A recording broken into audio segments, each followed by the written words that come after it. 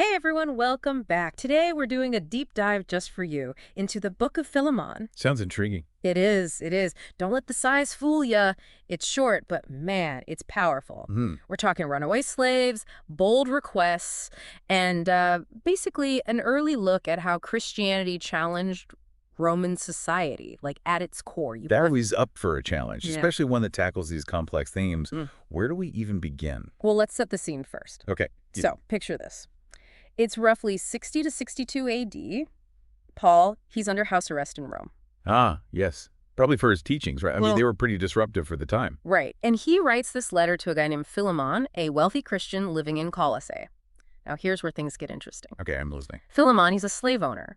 And as you know, slavery back then, huge part of Roman life. Absolutely woven into the fabric of their society. So then we meet Onesimus. He's a runaway slave owned by, you guessed it, Philemon. Oh, interesting. And chances are, Onesimus may have even wronged Philemon somehow, maybe stolen from him. The specifics are kind of fuzzy. I see.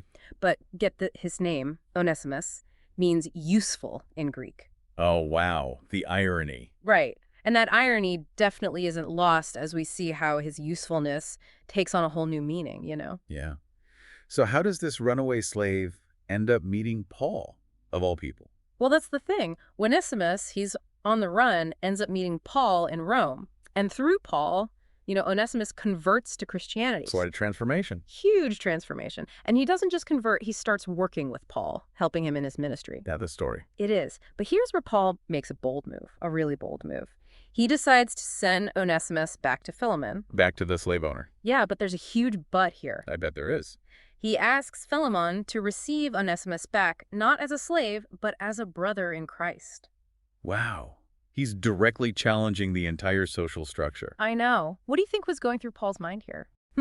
Well, I think Paul isn't just sending Onesimus back, he's sending a message. Early Christianity was already seen as disruptive, dangerous even, by Roman authorities. Right. But this request to Philemon, this takes it to a whole other level. He's saying the radical equality found in Christ should have real-world consequences. Yeah. So how does Paul approach this in the letter? Because it's got to be tricky, right? Oh, for sure. He's walking a tightrope here. Mm. But Paul, he was a master of persuasion. Mm-hmm.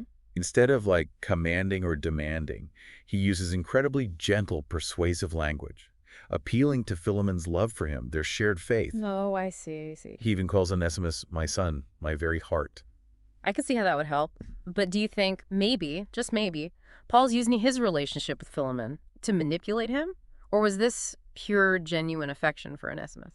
That's a great question, and one that scholars have denoted for centuries, really. It's possible to see both sides. Yeah. On one hand, Paul obviously cares deeply for Onesimus and wants what's best for him. Yeah. But on the other hand, he is aware of the power dynamics at play. Definitely.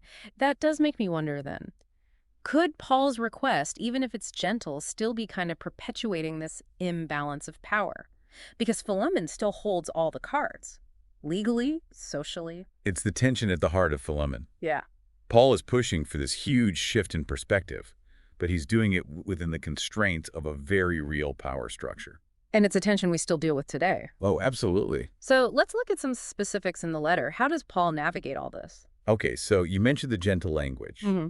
Right? One of the key phrases for me is when Paul asks Philemon to welcome Onesimus, Okay. not as a slave, but better than a slave, as a dear brother. Wow. He's trying to redefine their entire relationship. Yeah. It's not about leniency, it's calling for a complete transformation. This isn't just some ancient dilemma. It challenges us, right? To look at how we see people today, Right. especially those who are different from us or those that society has kind of put in a box. 100%. And it goes beyond even our personal interactions. Philemon hints at the potential for the gospel to impact society. Right. It raises questions about how Christian values like forgiveness, reconciliation, could challenge structures, lead to a new kind of community. Okay. Before we get too far ahead of ourselves, there's this other detail in the letter that struck me. Paul offers to pay back any debts Onesimus might owe Philemon. Seems practical, but is there a deeper meaning? Oh, there always is with Paul. You got to remember, this was a society obsessed with honor and debt. Right. By offering to cover the debt, Paul's not just being generous, he's making a statement. Go on, I'm listening. So Paul mentions that Philemon owes him his very self, meaning Their spiritual connection transcends any material debt. It's like he's saying, look, your relationship with Onesimus can be transformed the same way ours has been, through Christ. Wow. Never thought of it that way. It's subtle but profound. And it makes me wonder about the connection between Paul's willingness to pay Onesimus's debt and the idea of spiritual debt. You know, how Christ's sacrifice paid for, like, humanity's sins. You've hit on one of the core themes of Philemon. Have I? He's drawing a parallel between earthly debts and spiritual ones. So it's not just about money, it's about a much deeper reconciliation. Exactly. It sets the stage to talk about how Christ's sacrifice changes how we relate to each other, breaks down barriers, and creates kinship. Okay, this is getting good. So let's dig into that idea of spiritual debt and reconciliation. What's Paul trying to tell us about how our relationships should look? Because he's asking Philemon to do something really hard, maybe even dangerous. Well, he's definitely not shying away from the tough questions. And that's what makes Philemon so compelling, so relevant even today. So we're talking about this radical idea of forgiveness and kinship, spiritual kinship. But I gotta admit, I wonder if Paul's being a little idealistic here. Like, is he really expecting Philemon to just completely toss out the social norms, the laws of his time? I mean, wouldn't there be serious consequences for that? Yeah, it's a good point. Paul's definitely asking Philemon to step outside his comfort zone, maybe even risk his social standing. I think that's what the challenge is, living out your beliefs, even when it's costly, even when it goes against the grain. It's interesting because in the letter, Paul doesn't actually say, that slavery is wrong. He focuses on changing the relationship between Philemon and Onesimus. And some scholars argue that this shows Paul's limitations. But others say it's strategic, like a way to plant seeds for change in a really messed up system. It's a debate that hasn't gone away. And it shows how complex it is to interpret these old texts, to see them in their historical context. We can't just put our modern values on the past. But we can learn from how the early Christians dealt with these tough issues, like slavery, social justice. Yeah. Speaking of tough issues, there's this phrase that got me thinking. It says, refresh my heart in Christ. It's so personal, almost vulnerable, don't you think? It is touching. Yeah. Paul's writing from prison, doesn't know what his future holds, and he's expressing this need for connection, for encouragement, from Philemon. He's like, it shows he's human. Exactly. It reminds us that even Paul, the apostle, needed support, someone to lift his spirits. And it also, I think, it speaks to how important Christian community is, supporting each other when things are tough. Paul isn't just lecturing, he's opening up, sharing his struggles, and asking for help, like a brother. It makes me think about how we see these big figures like Paul, almost like they're myths. Yeah. But this letter shows a different side. He's relatable, he's human. Exactly. It reminds us that the Bible wasn't written by these perfect beings. It was real people who struggled with their faith, with doubts, with life. And that makes their stories even more powerful. I agree with you. Okay, before we wrap up, I have one more thing I gotta get off my chest. Paul mentions getting a guest room ready for himself in the letter. Yes. What's that about? Just casual, or is there more to it? I think it's a hint, a little clue about Paul's hopes. He's thinking he'll be released from prison, that he'll go see Philemon. And can you imagine him showing up with Onesimus, not as a runaway, but as a brother? What a statement that would be. It would show the power of forgiveness and reconciliation for sure. And it would challenge the whole community, make them rethink things like slavery, social hierarchy. Wow. Okay, we've covered a lot. Forgiveness, reconciliation, spiritual debt, even hints of revolution. What would you say is the biggest takeaway from Philemon? Like, what's the one thing you'd want our listener to remember? For me, it's that the gospel isn't just ideas, it's actions. It's how we treat people, how we respond to injustice, how we build bridges. Paul's challenging us to show the love and forgiveness we find in Christ, even when it's hard, even when it costs us something. I love that. And it's so relevant today, isn't it? Oh, absolutely. It feels like everywhere you look, there's division, conflict. But Philemon gives us hope, right? It does. It shows that even in a broken system, change is possible, Yeah. one relationship at a time. One relationship at a time. And it starts with each of us, looking inward, asking, where do I need to forgive? Who's the Onesimus I need to embrace? What walls do I need to break down? To live out that love. That's powerful. It really makes me wonder how Philemon responded to Paul. Sadly, history doesn't tell us. I know. But maybe that's part of what makes this letter so thought-provoking, right? Maybe. It lets us step into the story.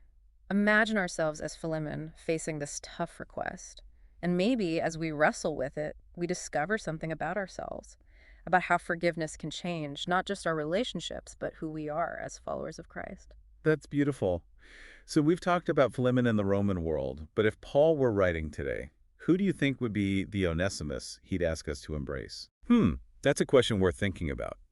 Who are the people that are pushed aside, forgotten, the ones society sees as less than?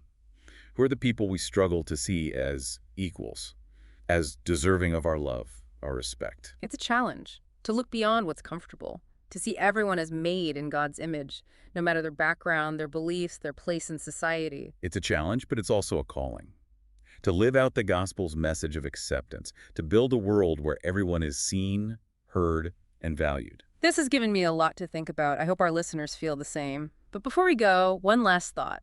If Paul were writing to us today, what barriers do you think he'd want us to break down? That's a question for you to ponder. It really makes you stop and think, what walls have we built in our lives, in our communities, the kind of walls that stop us from having that real unity. That's what's so cool about Philemon, I think. Yeah. It doesn't give us all the answers, but it starts a conversation. It makes you look at yourself, which can be, uncomfortable, but it can also be freeing. Yeah, it's like Paul's holding up a mirror, right? Saying, look closely. What do you see? And what are you going to do about it? And it doesn't have to be some big, huge thing.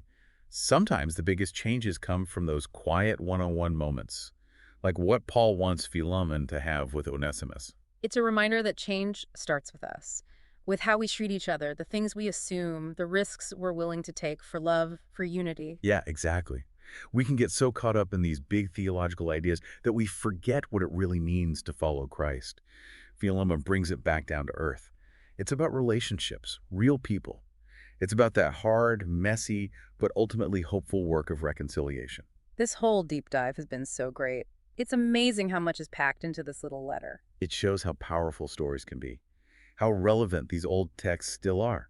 They speak to us, challenge us to look at our lives differently. I feel like I've learned so much, not just about Philemon, but about myself. That's what it's all about. Not just knowing things, but letting them change us, shape who we are, how we act. I agree. Well, I think we've reached the bottom of this deep dive.